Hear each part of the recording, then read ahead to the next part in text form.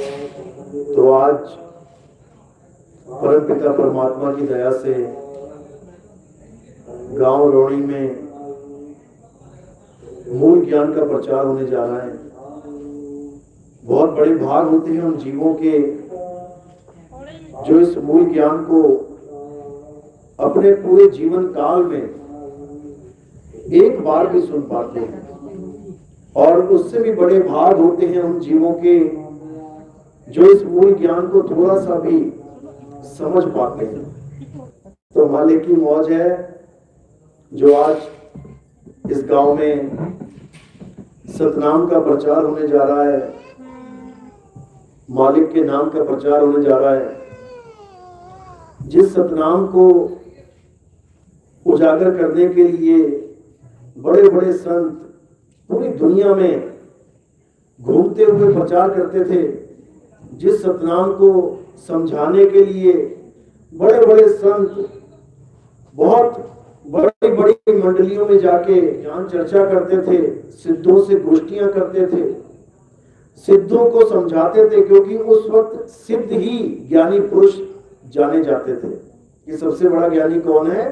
सिद्ध पुरुष, जिसने अष्ट सिद्धि 9 निधियां प्राप्त कर ली हैं, वही ज्ञानी है। उन लोगों को बाबा नानक जैसों ने, गुरुओं ने समझाया जाके, देखो सिद्धों के साथ गोष्ठियां ग्रंथ साहब में दर्ज है, उनको समझाया कि भाई जो तुम कर रहे हो इससे तुम्हें सिद्धियां तो भले प्राप्त हो गई, लेकिन इससे तुम्हारी मुक्ति नहीं होगी, जन्म मरण से मुक्ति नहीं होगी।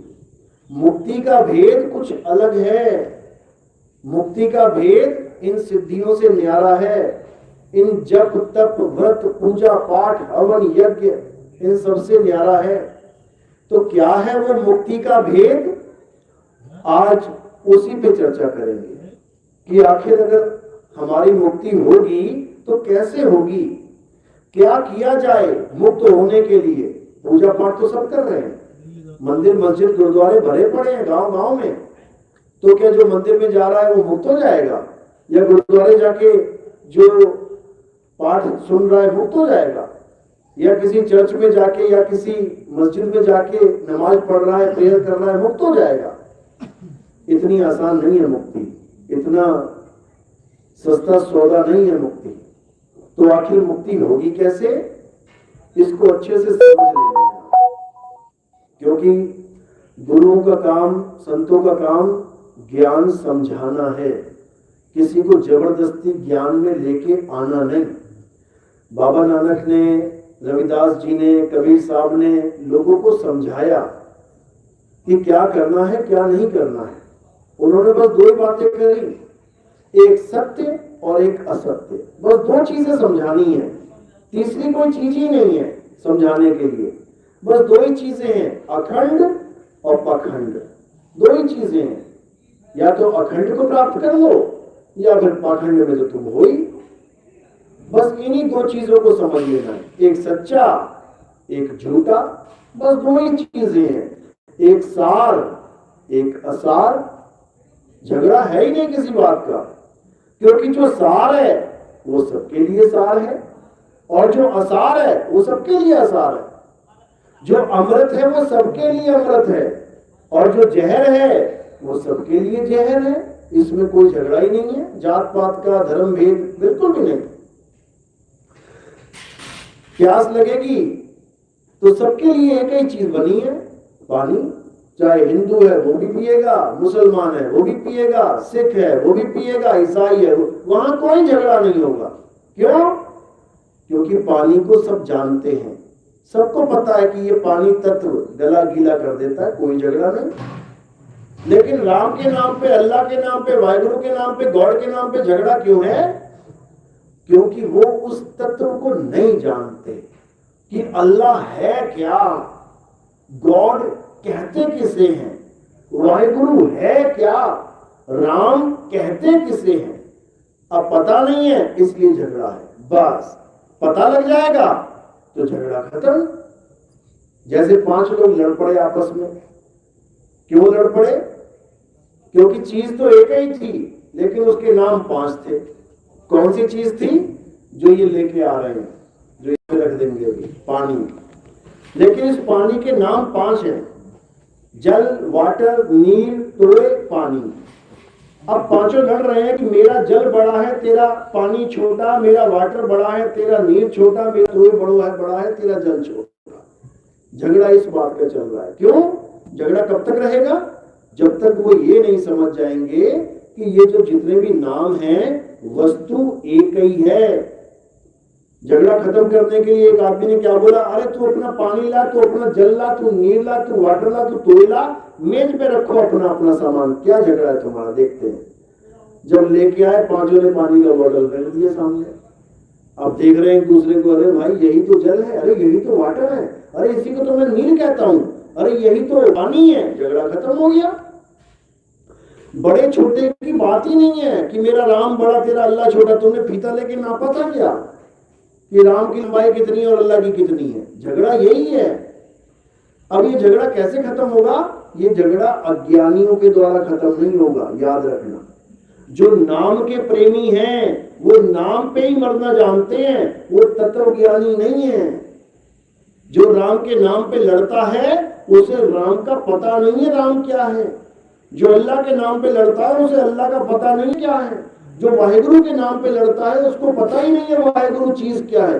और जो गॉड के नाम पे लड़ता है उसे गॉड का आता पता नहीं है कि वो क्या है। इसका निबिड़ा तो हमारे संतों ने कर ही रखा है ग्रंथों में। कोई बोले राम राम और कोई खुदाए, कोई सेवे गोसैया, कोई अलाए। झगड़ा ही खत्म कर दिया। लेकिन ये बात केवल गुरु ग्रंथ साहब में ही लिखी है।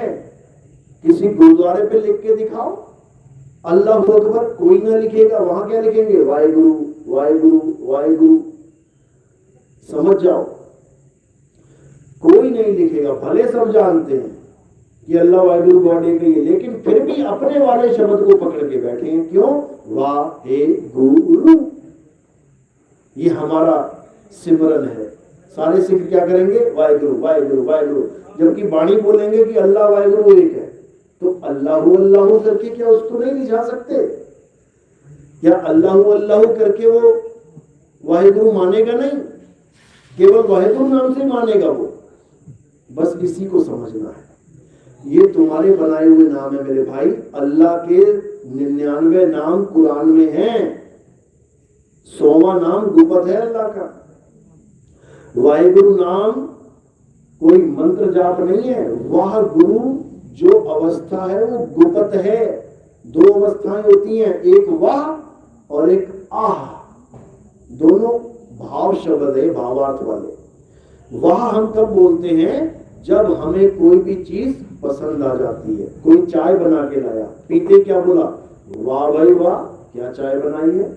या कोई मीठी चीज मुंह में आ गई और तुम मीठे के दीवाने हो, तुम कहोगे क्या बात है, वाह मजा आ गया।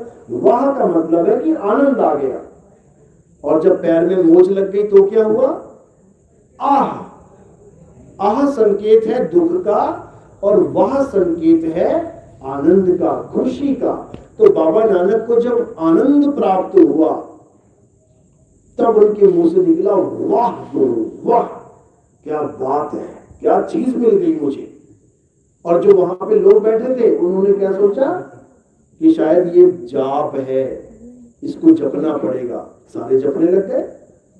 यही गुरु गरीबदास जी महाराज जी की वाणी में आता है, झांकी देख कबीर की। कबीर यानी आत्मा, कबीर यानी सबसे बड़ा।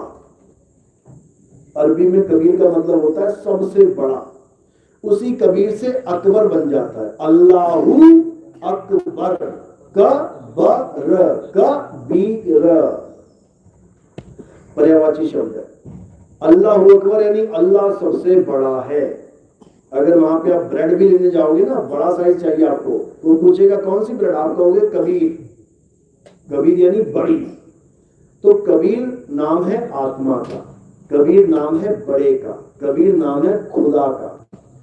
तो उसमें लिखा है कि झांकी देख कबीर की और नानक कीर्ति वाह, वाह सिखन के गल पड़ी और कौन छुड़ावे ता। अब ऐसा क्यों बोला उन्होंने कि जो वाह है वो सिखों के गल पड़ गई। गल पड़ने का मतलब उन्होंने उसको मंत्र मान लिया और सब के सब वाह गुरु करने लगे। उन्होंने ये इसलिए बोला कि बाबा नानक को तो आनंद प्राप्त हुआ सिमरन से, तब उनके मुंह से निकला वाह, और यहाँ पर बिना आनंद प्राप्त किए सब वाह गुरु जपने लग रहे हैं। वो सोच रहे हैं ये जपने के बाद आनंद मिलेगा। ऐसा नहीं है, ऐसा नहीं है। मोच आई है तो मुंह से निकलेगा आह, अब मोच नहीं लगी है और तुम कहो आह आह आह तो दर्द होने वाला नहीं है। तो ये वाहिगुरु, राम, अल्लाह, गॉड, खुदा, ये क्या है? ये शब्द हैं, अक्षर हैं। ये कब बने? जब आदि मानव ने अक्षरों की खोज करी। जैसे आज भी बच्चा पैदा होता है बिना अक्षरों के, बच्चा पैदा होकर बोलने लग जाता है क्या? बिना अक्षरों के आता है दुनिया में। ऐसे ही पहला आदमी जब आया होगा वो भी बिना अक्षरों की आया था। तो फिर ये अक्षर कहां से आ गए? इतने सारे अक्षर, हिंदी, अंग्रेजी, उर्दू, पंजाबी, गुजराती, मराठी, ताइवानी, Mongolian, Dutch, French, Spanish, Portuguese, इतनी भाषाएं कहां से आ गई? जबकि सबके बच्चे गूंगे पैदा हो रहे हैं। कहने का मतलब बिना किसी भाषा के आ रहे हैं। इतने अक्षर कहां से आ गए?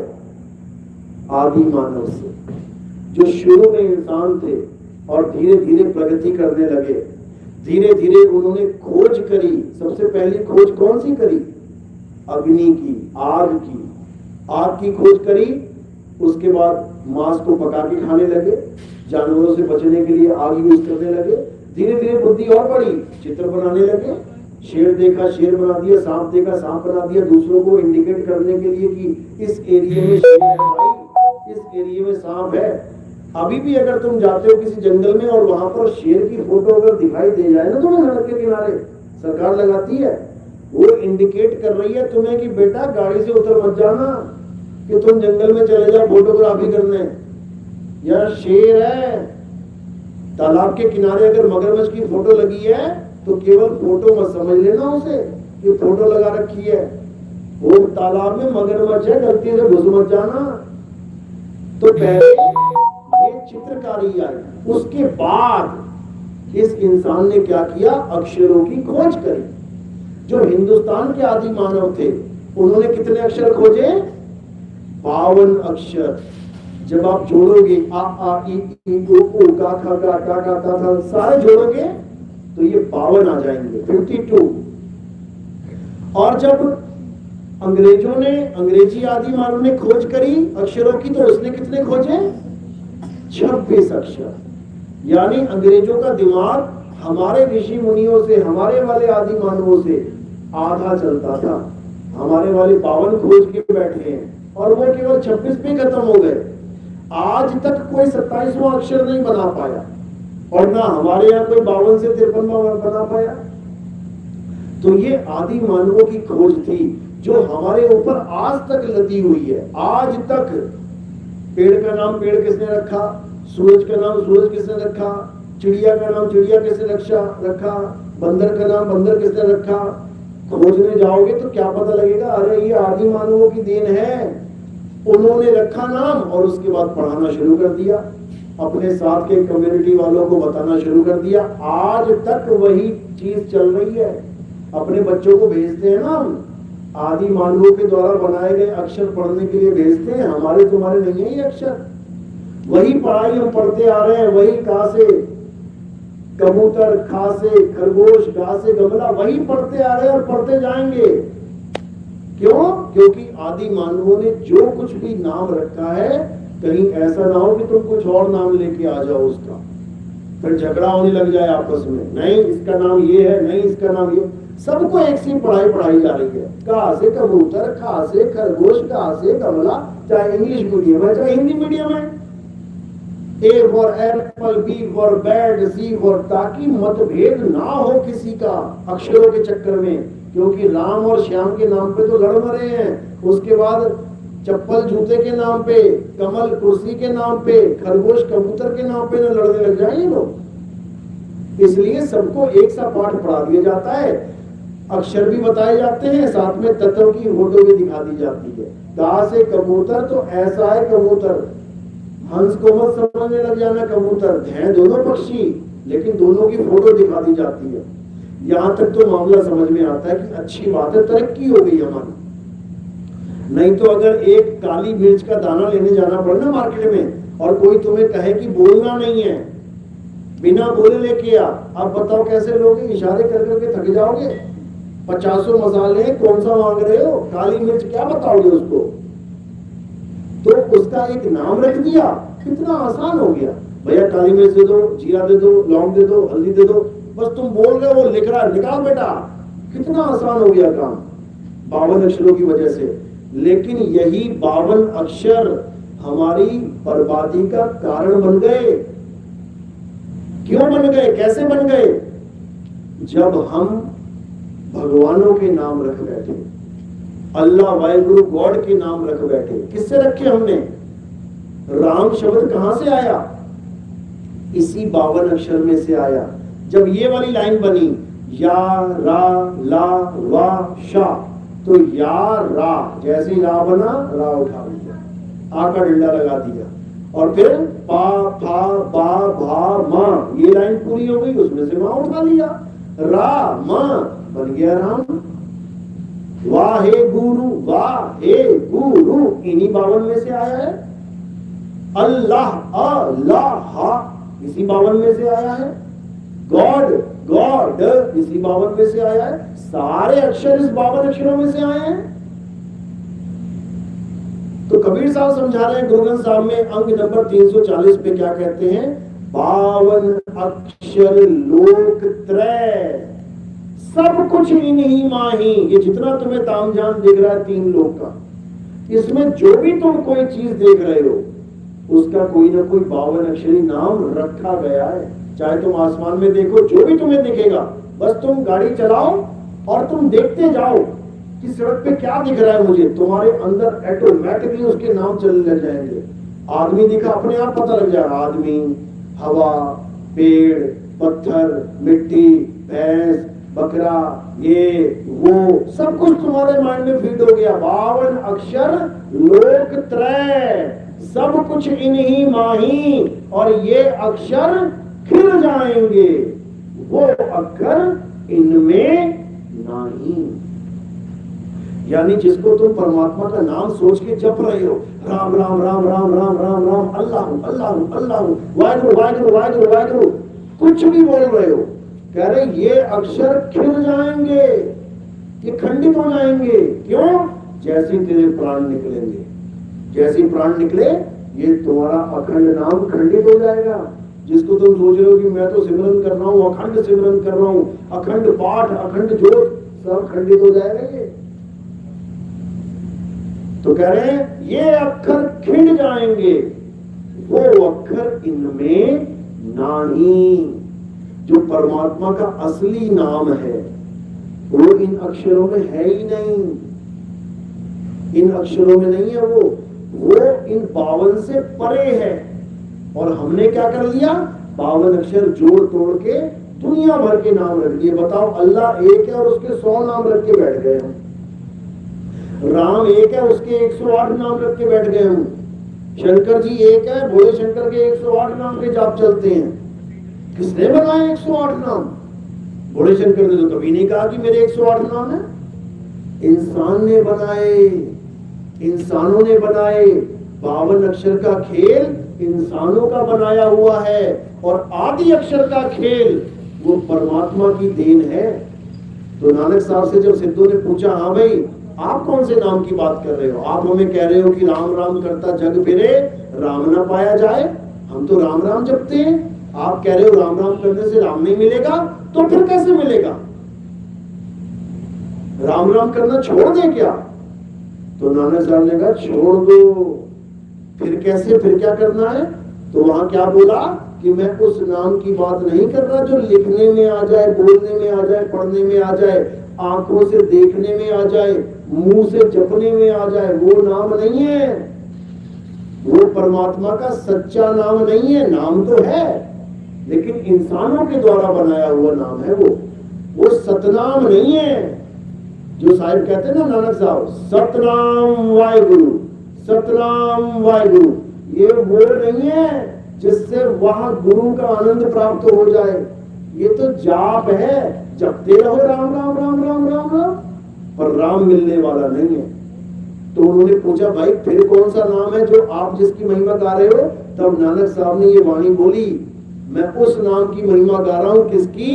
अखा वाजो वेखना, बिन कन्ना सुनना, पैरा वाजो चलना, बिन हथी करना, जीपा वाजो बोलना, यू जीवित मरना, और नानक हुक्म पछाण तो जा खसमे मिलना।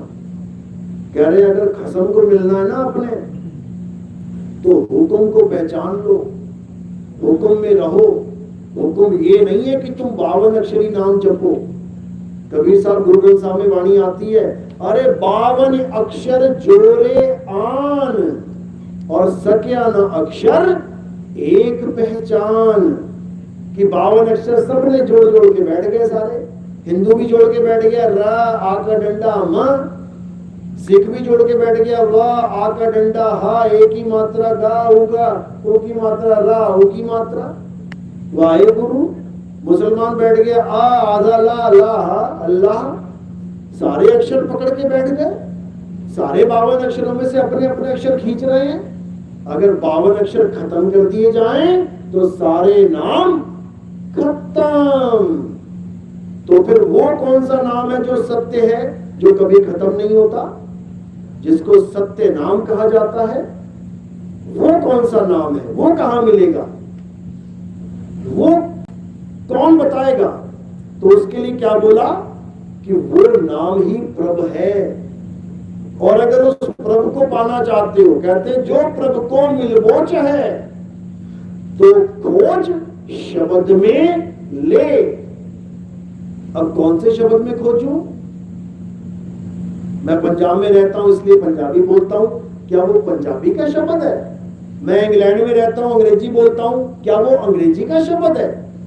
मैं बंगाल में रहता हूं तो क्या वो बंगाली का शब्द है? मैं चीन में रहता हूं, क्या वो चाइनीज का शब्द है? सब अपने अपने शब्दों को पकड़ के बैठ जाएंगे, तो फिर कौन से शब्द में है प्रभु? इस किसी शब्द में नहीं है, भूल जाओ।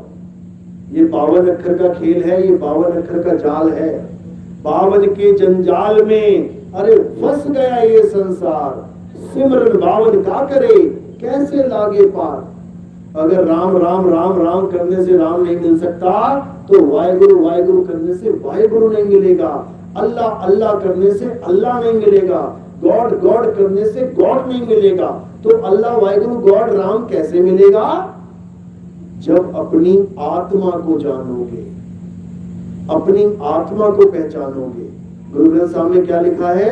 कहते हैं आत्म में राम और राम में आत्म, चीनस गुरुमुख विचारे।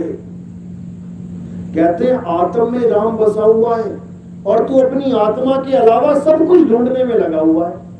मंदिर चला गया, मस्जिद चला गया, गुरुद्वारे चला गया, चर्च चला गया, ग्रंथ पढ़ लिए, मूर्तियां पूज ली, तीर्थों में नहा लिया, सब कुछ कर लिया, लेकिन कभी ये नहीं सोचा कि मेरा शरीर चल कैसे रहा है, मेरा शरीर खा कैसे रहा है, मेरे शरीर को खड़ा कौन करता है सुबह सुबह, मेरे शरीर को हिला कौन रहा है, मेरा शरीर बढ़ किसकी ताकत से रहा है? आत्मा की ताकत से।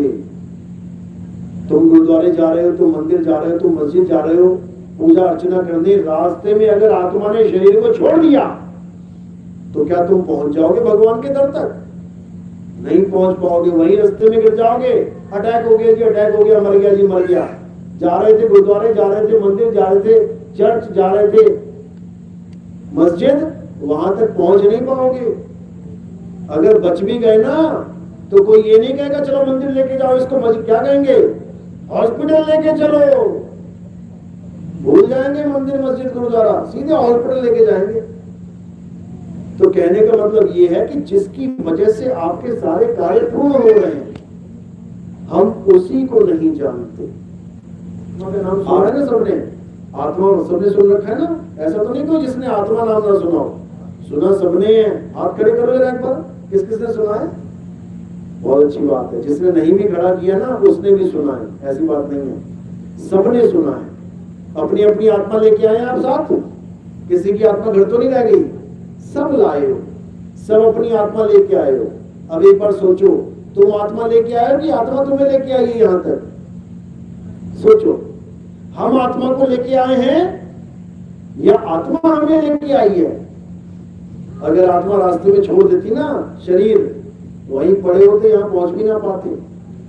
तो इसलिए जितने भी कार्य हो रहे हैं, जो भी काम हो रहा है, यहां तक कि जो तुम नाम जप रहे हो, अल्लाह हूं, वाहेगुरु वाहेगुरु, राम राम, किसकी वजह से जप रहे हो? आत्मा की वजह से। आत्मा ने शरीर को छोड़ दिया, अब ना बोल पाओगे अल्लाह, ना बोल पाओगे वाहेगुरु, ना बोल पाओगे राम, ना बोल पाओगे गॉड। यानी ये सारे नाम बोलने के लिए भी तुम्हें आत्मा की जरूरत है। तो बस इसी को समझना है, आत्मा और अनात्मा। आत्मा क्या है? गीता में साफ बोला गया, हे अर्जुन, इस दुनिया में एक ही सत्य है, दो सत्य नहीं है। अर्जुन कहता महाराज वो सत्य क्या है? तो कहते अर्जुन, सत्य केवल आत्मा है, आत्मा के अलावा और कुछ सत्य है ही नहीं। क्यों? क्योंकि हे अर्जुन, इस आत्मा को ना तो कोई शस्त्र काट सकता है, ना इस आत्मा को अग्नि जला सकती है, ना आत्मा को वायु सुखा सकती है, और ना ही आत्मा को जल भिगो सकता है। इस आत्मा का कोई कुछ बिगाड़ ही नहीं सकता। और ये आत्मा कभी किसी का ना तो नाश करती है, ना ही किसी के द्वारा इसका नाश होता है। बिल्कुल सिंपल। इसी आत्मा को सतनाम कहा जाता है। सतनाम, जो बाबा नानक साहब कहते हैं ना, सतनाम वाहेगुरु, सतनाम वाहेगुरु, इसका क्या मतलब है? सतनाम यानी आत्मा कि वाह मेरे गुरु, जो आपने मुझे आत्मा का ज्ञान दे दिया, वरना जो मुझे मिल रहा था सब मंत्र जपवाने में लगे पड़े थे। लेकिन परमपिता परमात्मा ने बेई नदी पे बाबा नानक को ऐसी दात दी कि 3 दिन तक बेई नदी में रहे वो, आत्म ज्ञान में। वो मालिक की मौज होती है, वो चाहे तो 300 दिन लड़ लेता नदी में। परमात्मा के लिए कुछ भी नामुमकिन नहीं है। वो चाहे तो मीराबाई को जहर पिलाया गया ना, नहीं मरी। परमात्मा चाहे तो जहर भी असर नहीं करेगा, लेकिन सुकरात को पिला दिया, मर गया। तो मालिक की मौज होती है, किसी के साथ भी कोई भी लीला हो सकती है। तो बाबा नानक के साथ कौन सी लीला हुई? 3 दिन तक बेई नदी में रहे, 3 दिन तक। और जैसे ही बाहर आए, क्या मूल मंत्र दिया? आत्मा की जगह कोड लगा दिया, सतनाम। बोल सकते थे कि आत्मा ही सतनाम है, लेकिन नहीं बोला। क्यों? क्योंकि उसका एक बहुत बड़ा कारण था। क्योंकि ये गुप्त ज्ञान ऐसे समय में खुलना था जब सब शिक्षित हो, जब सबके पास ऐसी ऐसी सुविधाएं हो, जैसे मोबाइल है कि आज कोई मैसेज किया और पूरी दुनिया में वायरल हो जाता है। ये तब तक छुपा के रखना था इस ज्ञान को। तब तक आत्म ज्ञान को क्या नाम दे दिया? कोड वर्ड में सतनाम। सतनाम। रविदास जी भी कह रहे हैं सतनाम, कबीर साहब भी कह रहे हैं सतनाम, घासीदास महाराज कह रहे हैं सतनाम, पलटू जी कह रहे हैं सतनाम, मीराबाई कह रही है सतनाम। पायो जी में नाम रतन धन पायो। कौन सा नाम? सतनाम। हर संत ने सतनाम की महिमा गाई है। और सतनाम क्या है? आत्मा ही सतनाम है। अब यही मूल मंत्र देखो क्या है? सतनाम कर्ता पुरुष। यानी इस दुनिया में जो भी कार्य हो रहे हैं, किसकी वजह से हो रहे हैं? आत्मा की वजह से। ये गिलास कोई उठा नहीं सकता बिना आत्मा के, ये कोई मंदिर चिनवा नहीं सकता बिना आत्मा के, कोई गुरुद्वारा बना नहीं सकता बिना आत्मा के, कोई मंत्र उच्चारण कर नहीं सकता बिना आत्मा के, कोई खाना बना नहीं सकता आत्मा के बिना आत्मा के, कोई खाना खा नहीं सकता बिना आत्मा के। तो उसी आत्म देव को क्या बोला? सतनाम। कर्ता पुरुष, निरभव, यानी उस आत्मा को किसी का डर ही नहीं है, क्योंकि वो आत्मा कभी मरती नहीं है।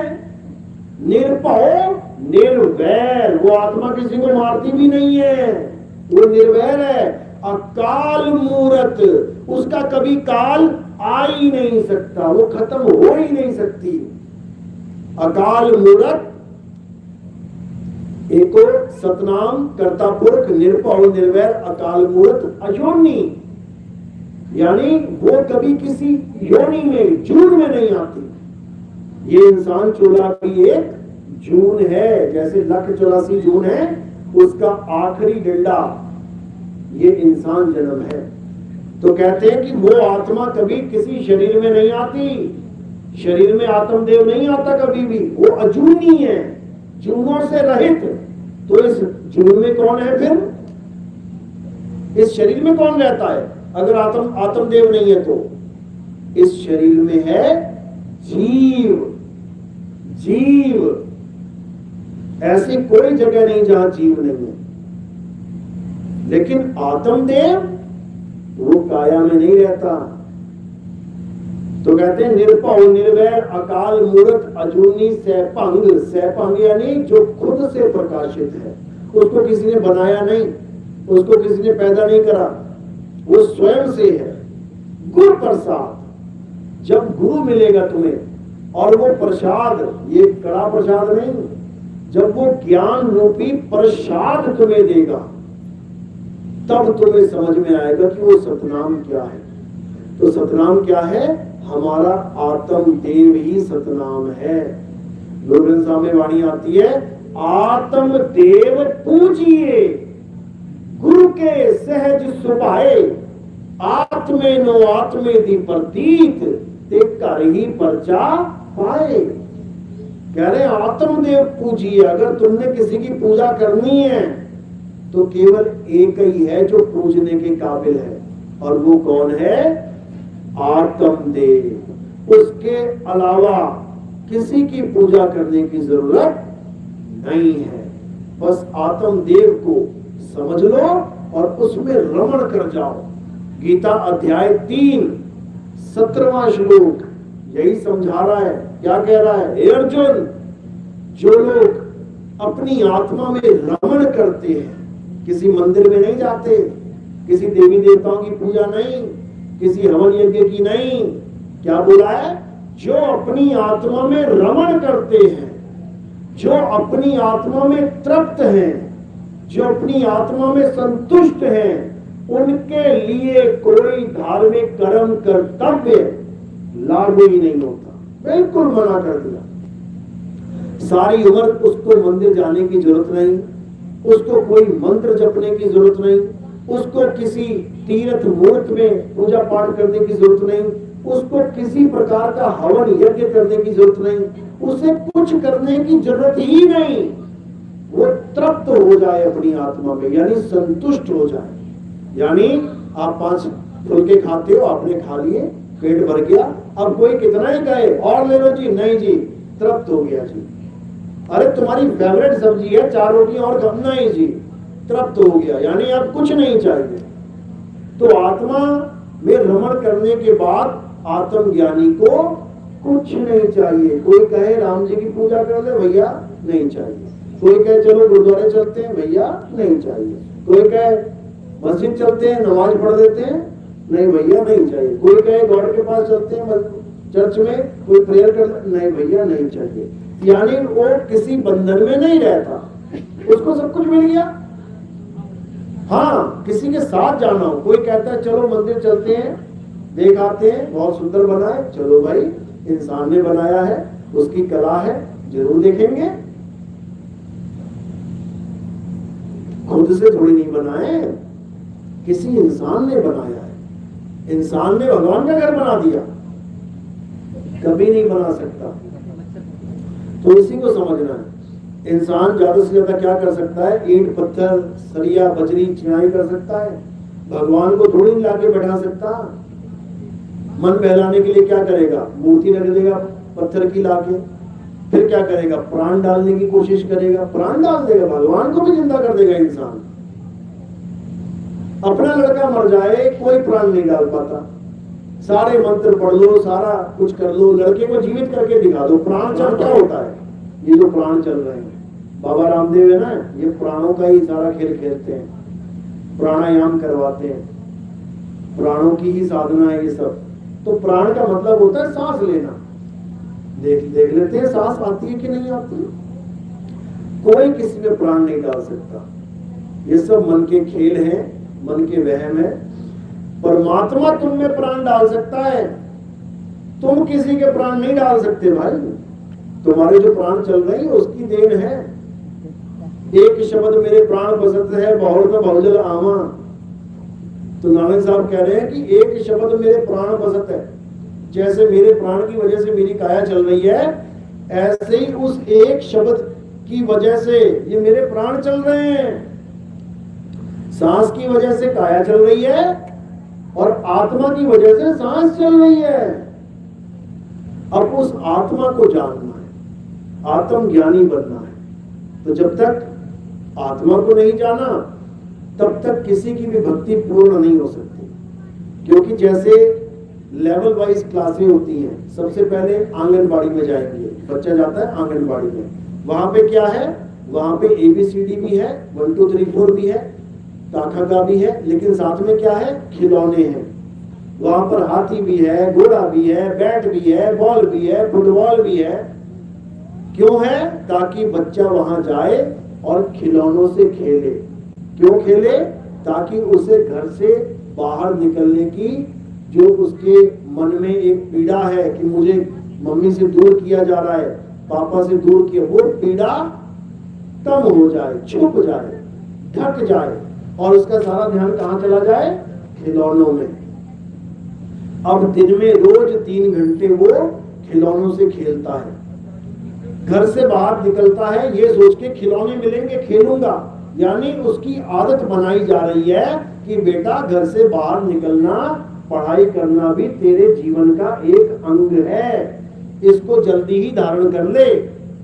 धीरे धीरे जाते जाते जाते उसको समझ में आ जाता है कि सुबह सुबह मैंने कहाँ जाना होता है, स्कूल, आंगनबाड़ी। अब उसके दिमाग में ये फिट हो गया, अब वो प्रिपेयर हो गया, वो समझ गया कि मेरा जीवन ऐसे ही चलने वाला है, सुबह सुबह मुझे स्कूल जाना ही पड़ेगा। लेकिन वो खिलौने सारी उम्र नहीं मिलेंगे उसे, केवल 1 साल आंगनबाड़ी। उसके बाद जैसे ही वो LKG में आया, नर्सरी में आया, सारे खिलौने छूमंतर। लेकिन जो वहां पढ़ाई कर रहा था 1 2 3 ABCD काका का, वो वहां पर पूरी मिलेगी उसे।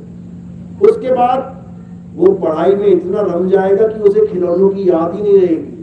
उसके बाद पहली, दूसरी, तीसरी, 5वीं, 10वीं कंपटीशन में आ जाएगा, आगे से आगे बढ़ना है और नंबर लेके आने हैं। उसके बाद जो जो क्लास पार होता जाएगा उसकी पढ़ाई छूटती जाएगी, किताबें छोड़ता जाएगा, रद्दी में बेचता जाएगा, और जब पहुंच जाएगा एकदम टॉप लेवल पे, यानी PhD आ गया, डॉक्टर बन गया, इंजीनियर, तो समझ जाओ कि अब उसकी पढ़ाई सफल हो गई।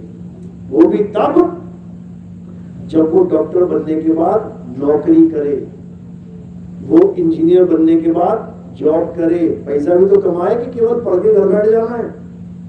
तो इसी प्रकार लेवल वाइज लेवल वो आगे बढ़ता जाएगा।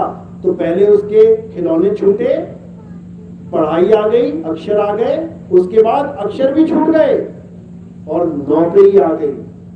अब डॉक्टर सीधे ऑपरेशन कर रहा है। अब ऐसा नहीं है कि कोई पेशेंट है, डॉक्टर साहब ऑपरेशन कराना है, और डॉक्टर पढ़ रहा है का से कबूतर, खा से खरगोश, गा से गमला।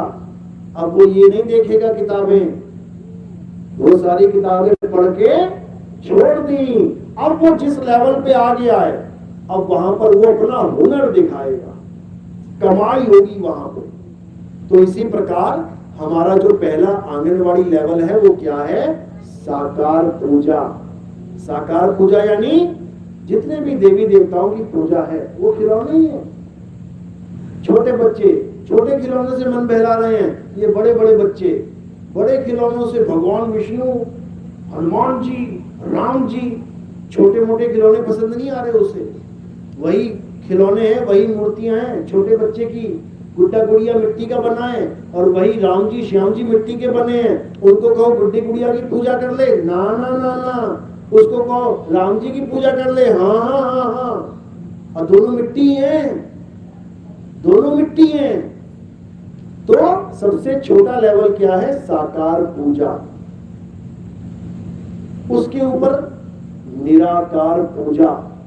निराकार में क्या आ जाता है? मंत्र जाप, कि मैं नाम जपता हूं, मैं किसी साकार की पूजा नहीं करता, यानी मैं केवल पढ़ाई करता हूं, मैं खिलौनों से नहीं खेलता। बड़ा हो गया बच्चा, खिलौने छूट गए, अब आ गया पढ़ाई में, अब आ गया रटाई में, अब रट रहा है, दिन रात किताबें रट रहा है, खिलौने छूट गए। तो ऐसे ही मंदिर छूट गए, मूर्तियां छूट गई, अब क्या कर रहा है? अब रट रहा है। क्या रट रहा है? अल्लाह अल्लाह अल्लाह अल्लाह, वाहिगुरु वाहिगुरु वाहिगुरु, राम राम राम राम राम राम राम। और रटाई में आ गया, अब साकार पूजा छूट गई, निराकार में आ गया। अब क्या करना है? अब इससे ऊपर उठ जाना है, यानी पढ़ाई भी खत्म हो जाती है जब तुम्हारे हाथ में हुनर आ जाता है। अब जब पुल बनाएगा ना इंजीनियर, तो ये किताब नहीं खोलेगा 2 दूनी 4, 2 चौके 8, 2 पंजे 10, अब वो काम नहीं है, अब तो वो सीधे बनाएगा। तो इसी प्रकार इन मंत्रों के जाप से ऊपर उठ के हमें कौन सा ज्ञान प्राप्त करना है? जिसकी वजह से मेरे मुंह से मंत्र निकल रहे हैं। समझ में आई बात? अब किसकी पूजा करनी है? जिसकी वजह से मेरे मुंह से अल्लाह निकल रहा है, अल्लाह। मेरे मुंह से वाहिगुरु निकला, वाहिगुरु। मेरे मुंह से राम निकला, राम। मेरे मुंह से गॉड निकला, गॉड। किसकी वजह से निकला? किसकी वजह से ये चारों नाम निकल रहे हैं? वो इनसे भी बड़ा है। किसकी वजह से ये कूलर चल रहा है? किसकी वजह से वो पंखे चल रहे हैं? किसकी वजह से ये लाइटें चल रही हैं? वो इससे बड़ा है। कौन है वो? करंट। वो करंट है,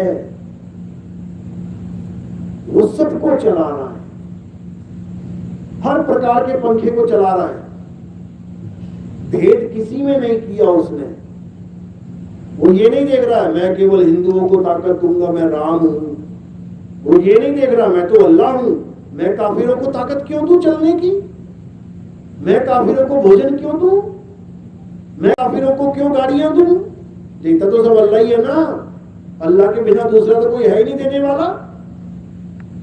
कहते दाता एक राम, भिखारी सारी दुनिया। सारे भिखारी हैं लेकिन देने वाला एक है, तो वो तो सबको दे रहा है ना। जो अल्लाह को मानता है उसको भी दे रहा है, और जो अल्लाह को गालियां निकालता है उसको भी दे रहा है। जो राम को मानता है उसको भी दे रहा है, जो राम को गालियां निकालता है उसको भी दे रहा है। वो किसी के साथ भेदभाव नहीं कर रहा है। वो दाता है, दाता।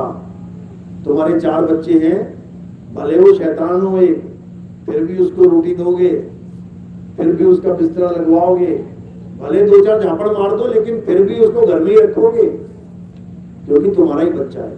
इसी प्रकार वो अल्लाह वाहिगुरु गॉड, वो सबका दातार है, सबका दाता है, सब जीवों का एक हो दाता। तो वो किसी के साथ भेदभाव नहीं करता। भेदभाव कौन करता है? बच्चे भेदभाव करते हैं। एक ने नाम रख दिया अब्बा, एक ने नाम रख दिया डैड, एक ने रख दिया पिताजी, एक ने रख दिया फादर। अब लड़ रहे हैं, तेरे अब्बू की मेरे फादर बड़ा है, तेरा अब्बू छोटा है। अरे यार, तेरा गॉड, तेरा पापा छोटा है, मेरा अब्बू बड़ा है एक ही बाप चारों का। अब झगड़े में पड़े हैं। और सबसे ज्यादा दुख किसको हो रहा है? बाप को ही दुख हो रहा है। क्यों? बेटा दूसरे बेटे के सिर पे बम फोड़ रहा है। वो देखो यहूदी किसके सिर पे बम फोड़ रहे हैं? मुसलमानों के सिर पे बम फोड़ रहे हैं। और जबकि यहूदी और मुसलमान दोनों ही एक बाप की औलादे हैं, एकस पिता एकस के हम बालक। लेकिन कौन समझाए इनको? झगड़ा केवल 52 अक्षरों का है, नामों का झगड़ा है। हमने नाम अलग अलग लिख दिए हैं, इसलिए हमने हस्ती भी अलग अलग बना दी। तो अब उस हस्ती को पहचानना है जिसका नाम है अल्लाह, जिसका नाम है रब, जिसका नाम है वाहिगुरु, जिसका नाम है गॉड, जिसका नाम है राम, वो एक ही है। और वो कौन है? वो है आत्म राम। अब करना क्या है? अब उस आत्म राम को जानना है, आत्म ज्ञानी बनना है। आत्म ज्ञानी बन गए तो सारा झगड़ा खत्म। हिंदू है, हिंदू होके अपनी आत्मा को जान ले। मुसलमान है, मुसलमान होके अपनी आत्मा को पहचान ले। सिख है, सिख होके आत्मा को पहचान ले। ईसाई है, ईसाई होके आत्मा को जान ले। अपनी आत्मा का दीदार परमात्मा का दीदार है। बस इतनी सी बात है। लेकिन ये बात जल्दी समझ में नहीं आती। झगड़ा ये है, क्यों? क्योंकि अक्षरों को इतना ज्यादा घुसा दिया गया है हमारे दिमाग में कि हम अक्षरों से बाहर निकल ही नहीं पा रहे। जबकि हर अक्षर, हर शब्द का कोई अर्थ होता है। राम क्यों रखा गया उसका नाम? राम उसको कहते हैं जो सब में रम रहा है, रमता राम। साहिब कह रहे जो तिलमाही तेल है, जो चकमक में आग, तेरा साईं तुझ में है, यानी तुझ में रम रहा है वो। जाग सके तो जाग, कस्तूरी कुंडल बसे, मृग ढूंढे वनमाही, ऐसे रमता राम है। वो धनुष बाण वाले राम की बात नहीं हो रही है, वो तो त्रेता में आए। त्रेता से पहले बता दो राम जी का कोई नामो निशान हो। उस वक्त राम कौन है जो सब में रम रहा है? वो रमता राम आत्म देव है। तो कहते हैं कि कस्तूरी कुंडल बसे, मृग ढूंढे वनमाही, ऐसे रमता राम है, ये दुनिया जाने नहीं। यानी अपनी आत्मा में रम जाके तब तुझे राम मिलेगा। खुद में समा जाके, खुद में आ तब मिलेगा खुद आ। खुदा तब मिलेगा, पहले खुद में आ। खुद से दूर मत जा। खुद से दूर चला जाएगा तो अज्ञान में फंस जाएगा। आत्मा से दूर जाएगा तो किसी ना किसी माया की वस्तु में फंस जाएगा। आत्मा में आ जाएगा। आत्मा नाम क्यों रखा पता है? आत्मा नाम क्यों रखा गया इसका? इसका मतलब है आत्म में आ। आत्म, आत्म क्या होता है? आत्म और आत्मा दोनों में फर्क है। आत्म का मतलब होता है खुद, खुद का। जैसे हम कहें कि आत्म कथा लिखो, इसका मतलब ये नहीं कि आत्मा की कथा लिखोगे तुम, आत्मा अमर होती है, आत्मा ऐसी होती है, नहीं। आत्म यानी खुद की आत्म कथा, अपनी कथा लिख। आत्म हत्या यानी खुद की हत्या। आत्म रक्षा यानी खुद की रक्षा। आत्म निर्भर यानी खुद पे निर्भर। आत्म कल्याण यानी खुद का कल्याण। आत्म ज्ञान यानी खुद का ज्ञान। तो आत्म यानी खुद में आ, आत्म में आ, तो क्या बन गया? आत्मा। उसी को आत्म देव कहते हैं। देवों के देव महादेव आत्म देव, वही असली ईश्वर है। और वो कहाँ है? वो तुम्हारी काया के साथ लगा हुआ है। शिव नाम क्यों रखा? शिव में जो ई की मात्रा है वो है ई, ईश्वर। उस ईश्वर की वजह से तुम चल रहे हो। अगर ईश्वर अलग हो जाए तो क्या बचा वहां पे? शिव में से ई हटा दो, क्या बचा? शव, शव बचा। ईश्वर अलग हो गया, शव बचा। अब जलाओ और दफनाओ, जो मर्जी करो। अब न बोलता ये। कबीर, कबीर में ई क्या है? ईश्वर। ई हटा दो, क्या बच गया? कब्र बच गई। कब्र में लाश डालो, ईश्वर नहीं है उसमें। ये माटी की कब्र है जिसमें ये जीव बैठा हुआ है सपना। तो इसी को समझना है। केवल आत्म ज्ञान का झगड़ा है। आत्मा को नहीं जानते तो झगड़ा है, आत्मा को जान गए तो हिंदू मुस्लिम सिख ईसाई भाई भाई। बाबा नानक ने सिख धर्म चलाया, अच्छी बात है। जब हरमंदिर साहब बनाने लगे तो उसका नींव पत्थर किसने रखा? किसने रखा था? नहीं पता। मियां मीर ने। क्या वो सिख धर्म के थे? क्या वो बाबा नानक के शिष्यों में से थे? नहीं थे, लेकिन आत्मज्ञानी थे। आत्मज्ञानी थे, इसीलिए उनका हाथ लगवाया गया कि आप रखो, क्योंकि आत्मज्ञानी कभी झगड़ा करते ही नहीं है। बाबा फरीद, बुल्ले शाह मुसलमान थे, लेकिन आत्मज्ञानी थे। क्यों? क्योंकि मुसलमान मानते हैं कि हम सब आदम और हव्वा की संतान हैं। एक भी मुसलमान ऐसा नहीं है इस पूरी दुनिया में जो ये कह दे कि मैं आदम और हव्वा की औलाद नहीं हूं। कह के दिखाए। जो ये कह देगा वो ईमान से अलग हो जाएगा, कुरान से अलग हो जाएगा, वो धर्म से अलग चला जाएगा, उसके लिए जन्नत के दरवाजे बंद हो जाएंगे। लेकिन बुल्ले शाह ने क्या कहा?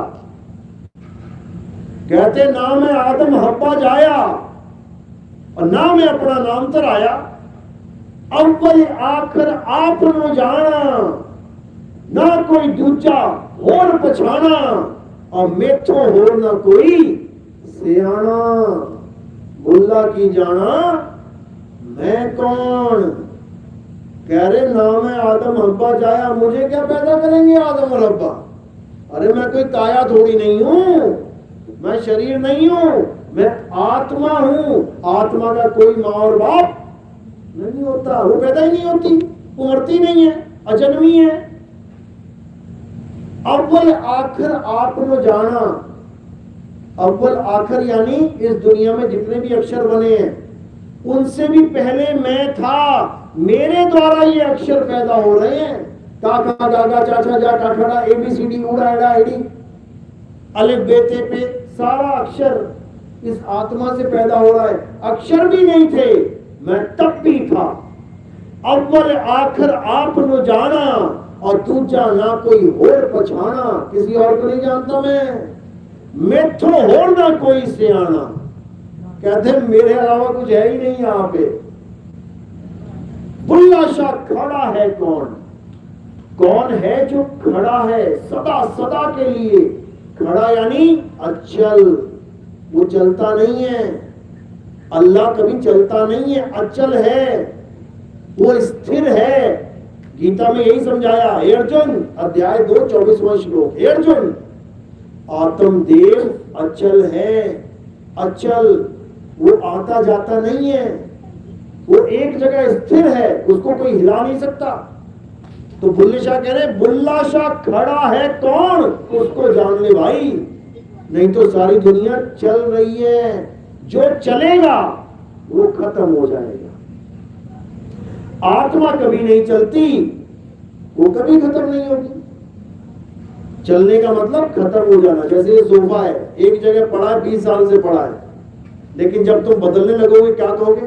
ये सोफा बड़ा चल गया इस बार, ये बड़ा चल गया, एक कारपेट बड़ा चल गया, ये मेरी साइकिल बहुत चल रही इस बार। साइकिल तो चलो चल दी है, जो चीजें स्थिर हैं, बेड, एक बेड बड़ा चल गया, 20 साल हो गए। अरे चल गया कहां, वहीं तो पड़ा है।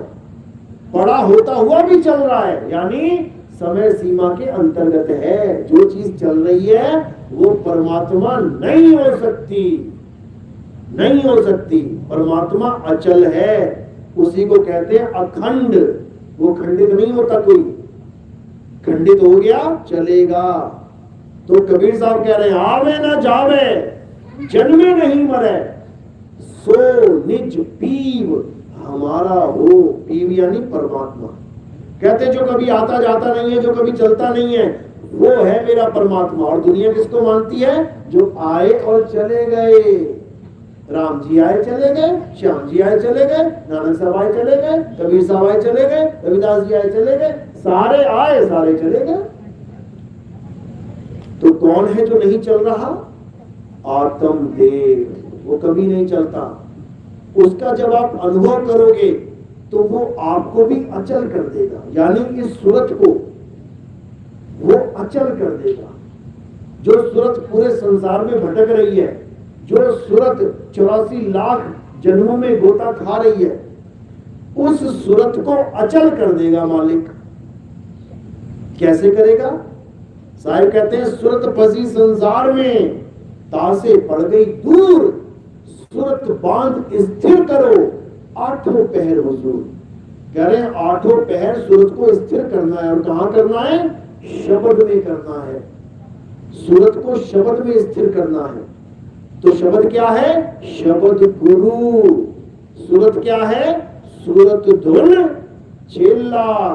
इस चेले को गुरु में स्थित कर देना है। तो नानक साहब क्या कह रहे हैं गुरु ग्रंथ साहब में? कहते जैसे जल में कमल निरालम और मुर्गा भी निशाने, सूरत शब्द भव सागर तरिए, नानक नाम बखाने, रहे एकांत एक मन वसिया, आशा मह निरासु, अगम अगोचर दीख दिखावे, नानक ताकर दासु। कह रहे ऐसा गुरु मिल जाए जो कमल की तरह बना दे, कीचड़ में रहता हुआ भी कीचड़ में लिप्त नहीं होगा। ऐसा गुरु मिल जाए जो मुर्गाबी की तरह भक्ति सिखा दे, पानी में रहेगी पूरा दिन लेकिन शाम को, मुर्गाबी पता ना क्या होता है? मुर्गाबी पानी में रहती है पूरा दिन लेकिन शाम को सूखे पंखों से उड़ जाती है अपने घर। इसी प्रकार ये सूरत 24 घंटे कहाँ रह रही है? मेरा पापा, मेरी मम्मी, मेरा भाई, मेरा चाचा, मेरा दादा, मेरी पत्नी, मेरे बच्चे, मेरी दुकान, मेरा मकान, इसी में भटकी पड़ी है। लेकिन जब जाने का समय आए तो मुर्गाबी की तरह हो जाए, यानी परिवार में रहने के बाद भी अपने घर को ना भूल पाए, अपने घर तक पहुंच जाए सूखे परों से। इसीलिए साहिब ने बोला, नानक साहब ने, कि जो नाम है वो क्या है? वो जहाज है, चढ़ के अपने घर वापस चला जा। नाम जाप नहीं है कि जपना पड़ेगा। जहाज में बैठा कोई, क्या जपना पड़ता है उसमें? अमेरिका जाना तो क्या जपना पड़ेगा? America America America America. Canada जाना तो जपना पड़ेगा, कनाडा कनाडा कनाडा। कुछ नहीं, नानक नाम जहाज है, चढ़ सोतरे पार। केवल चढ़ना है तुमने, उसमें पार वो खुद ही कर देगा। और जो चढ़ नहीं पाया वो पक्का थकेगा हुआ। तो कैसे चढ़ना है? कबीर साहब समझा रहे हैं, अरे अब तो जाए चढ़े सिंहासन और मिले है सारंग पानी। अरे राम कबीरा एक भय है, कोई न सके पछाड़ी। कह रहे जिस दिन तू राम राम जपना छोड़ के, जिस दिन तू वाहिगुरु वाहिगुरु जपना छोड़ के, जिस दिन तू अल्लाह अल्लाह जपना छोड़ के, जिस दिन तू गॉड गॉड करना छोड़ के उस राम अल्लाह वाहिगुरु गॉड को खोजने निकल गया ना, और खोजना कहीं बाहर नहीं है, यही है वो, यही है वो। तो कहां ढूंढे रे बंदे, मैं तो तेरे पास में, तेरे पास में है वो, बस तुझे पता नहीं लग रहा कि वो कहां है। तो कह रहे खोजी होए तुरंत मिल जाऊं एक पल की तलाश में। अगर गुरु मिल गया तो कहते ज्ञान भी मिल जाएगा एक ही पल में, और तेरा ये आना जाना ये सब खत्म। तो क्या कह रहे हैं कि वो तेरे पास में है, उसका नाम जपना छोड़ और उसको ढूंढना शुरू कर। जैसे तुम्हारा पर्स तुमने बेड पे रखा था, सोते सोते हाथ लगा, बेड के पीछे गिर गया। अब तुम सुबह उठे, मम्मी झाड़ू लगा रही थी, देख लिया उसने पर्स गिरा पड़ा है। अब क्या हो रहा है? मम्मी को पूछ रहा है मम्मी पर्स कहाँ है? और मम्मी कहते बेटा पर्स पर्स जप। तो कितने दिनों में मिल जाएगा? कितने महीने में मिल जाएगा? कितने सालों में मिल जाएगा? अगर वो जपने लग गया तो सारा जन्म नहीं मिलेगा उसे। अब मम्मी क्या कर रही है? जपा नहीं रही है, अब भेद बता रही है, केवल एक इशारा। कहाँ है मम्मी मेरा पर्स? बस नीचे की तरफ इशारा कर दे, बेड के नीचे, बिना बोले मिल गया। इतना सा खेल है, बस केवल इशारे का खेल है। गुरु ने इशारा कर दिया और बच्चा जाग गया। तो इसी को साहिब ने बोला कि कहीं जाने की जरूरत नहीं है, वो तेरे बिल्कुल पास है, तुझे एक कदम भी चलना नहीं पड़ेगा। करना क्या है? हृदय नाम ते आओ, घर बैठे गुरु पाओ, घर बैठे प्रभु पाओ। लेकिन जपना नहीं है, क्या करना है? त्याओ। त्याओ क्या होता है? त्याओ कहां से आया वर्ड? त्याओ का पंजाबी वर्जन है त्याओ, संस्कृत वर्जन क्या है? ध्याओ। ध्याओ यानी ध्यान करो, ध्यान यानी याद करो। मेरा पर्स खो गया जी, ध्यान कर यार, किथे किथे गया सी तू, केड़े सड़क पे गया सी, ध्यान कर। और ध्यान कर रहा है, मैं वहां गया, वहां जप नहीं रहा है, ध्यान कर रहा है कि कौन सी गली में गया था मैं, वहीं जाके ढूंढ, वहीं मिलेगा। इसी को सिमरन कहते हैं, सिमरन। लोग सिमरन की जगह जाप कर रहे हैं। सिमरन कौन सा वर्ड है? पंजाबी वर्जन है सिमरन। संस्कृत वर्जन क्या है? कहां से निकला ये वर्ड सिमरन? सुमरण, आधा सा मा रा ण, सुमरण। पंजाबी वर्जन सिमरन। तो स्मरण का मतलब क्या होता है? अपने अपने पिता का स्मरण करो। स्मरण यानी याद करो, नाम नहीं जपो कि अपने अपने पिता का नाम जपो, नाम जपने को नहीं बोला, स्मरण करो, याद करो, क्योंकि जब याद करोगे तभी उसको प्राप्त करोगे। परमात्मा का सिमरन करना है, उसके नाम नहीं जपने।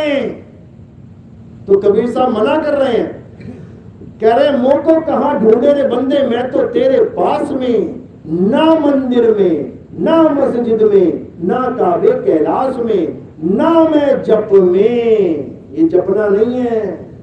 ना मैं जप में, ना मैं तप में, ना काबे कैलाश में, ना एकांत निवास में। खोजी होए तुरंत मिल जाऊं, एक पल की तलाश में। वो कहे कबीर सुनो भाई साधो, मैं तो हूं विश्वास में।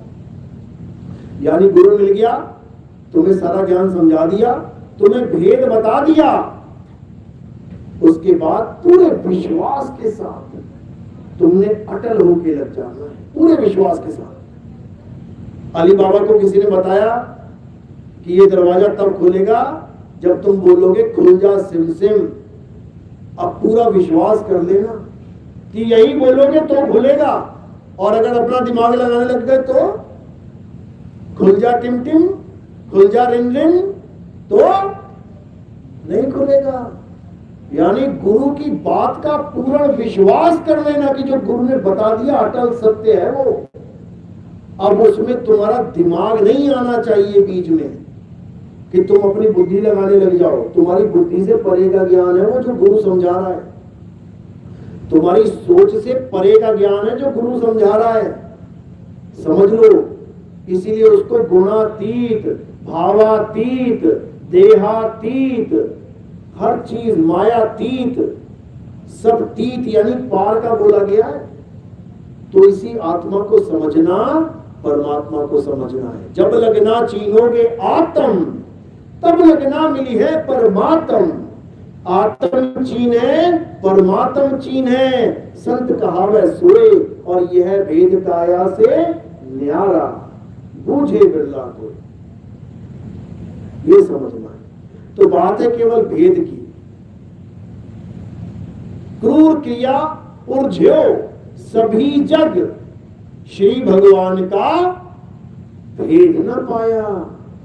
श्री भगवान का जो भेद है वो गुरु बताता है कि आखिर उसका भेद यानी रहस्य है क्या, वो मिलेगा कहां, और सारे नामों को छुड़वा देता है। सोई गुरु पूरा कहावे, जो दो अक्षर का भेद बतावे, एक छुड़ावे।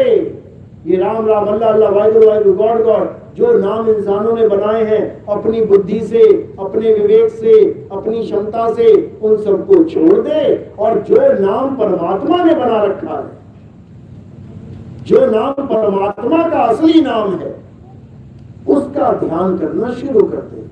और धीरे धीरे धीरे धीरे तुझे वो अपने जैसा बना लेगा। तो ही मोही, अमोही तो ही अंतर कैसा, फिर वो तुझे आत्मा ही बना देगा। फिर तुम अपने आप को ये काया नहीं मानोगे कि मैं बूढ़ा हूं, मैं जवान हूं, मैं आदमी हूं, मैं औरत हूं, मैं लड़का हूं, मैं लड़की हूं। खत्म कहानी। अब मैं क्या हूं? मैं आत्मा हूं। आप भी आत्मा हो, मैं भी अविनाशी हूं। तुम भी अविनाशी हो, मैं भी अमर हूं, तुम भी अमर हो। कोई माई का लाड़ नहीं जो हमें मार सकता है। क्या मारेगा वो? केवल शरीर को मार पाएगा। शरीर की गर्दन उड़ा दे, शरीर को जला दे, शरीर को दफना दे, आत्मा की गर्दन उड़ा देगा क्या? आत्मा को कोई मार देगा क्या? तो हमारे जितने आत्मज्ञानी गुरु हुए उनको कोई विचलित नहीं कर पाया। पांचवी पातशाही कहते तुझे जला देंगे, मान ले मुसलमान धर्म को। कहते क्या जलाएगा? काया जलाएगा, ले जला ले, मैं काया हूं ही नहीं। नौवीं पातशाही को कहते गर्दन काट देंगे, मान ले तू मुसलमान बन जा। कहते मैं आत्मा हूं ही नहीं, मैं आत्मा हूं, मैं शरीर हूं ही नहीं। तू क्या मारेगा शरीर को? तू क्या मारेगा आत्मा को? काट ले गर्दन, कटवा ली। क्योंकि उनको आत्मज्ञान का बोध हो चुका था। वो जान चुके थे कि मैं करंट हूं, मैं पंखा नहीं हूं। हथौड़े मारेगा, पंखे को मारेगा, करंट को हथौड़ा कौन मारेगा? मार के देख लो, तोड़ के देख लो करंट को। तो बात सारी आत्मज्ञान की है। आत्मज्ञान में आ गए तो समझ लो पीएचडी में आ गए। इसके आगे कोई ज्ञान नहीं है, खत्म, फिनिश। इसके आगे कुछ नहीं। चलो, तो आज का सत्संग यही समाप्त करते हैं और मालिक से अरदास करते हैं कि जो भी आत्मज्ञान की चर्चा हुई वो परमात्मा सबको सोची दे, उनके अंदर इतना विवेक जगाए कि वो इसी मनुष्य जन्म में इस आत्मज्ञान को प्राप्त करे। वो अपने आप को पहचाने कि आखिर मैं हूं क्या, मेरे माता पिता हैं क्या, मेरे बीवी बच्चे हैं क्या। अगर वो नहीं जान पाया तो याद रखना बहुत बड़ा दुख झेलने वाले हो। किसी का लड़का मर जाएगा तो रोते रोते जीवन कटेगा। किसी की लड़की मर गई, पत्नी मर गई, पति मर गया, रोते रोते जीवन कटेगा। लेकिन अगर तुम आत्मज्ञान में आ गए और तुमने जान लिया कि तुम क्या हो, तो याद रखना सामने वाला भी वही है। जो तुम हो वही सामने वाला है। जब तुम्हें पता लग गया कि मैं कभी नहीं मर सकता, तो तुम कभी अपने रिश्तेदार की मौत पे आंसू बहाओगे ही नहीं। उसका गम तुम्हें होगा ही नहीं, क्योंकि तुम्हारी नजर में वो मरा ही नहीं। वो तो अमर है, अमर है वो। तो इस ज्ञान में आओगे तो जन्म मरण के बंधन से, मोह माया के बंधन से, इस माया के अज्ञान के बंधन से मुक्त हो जाओगे। चलो, तो आज का सत्संग यही समाप्त करते हैं और हम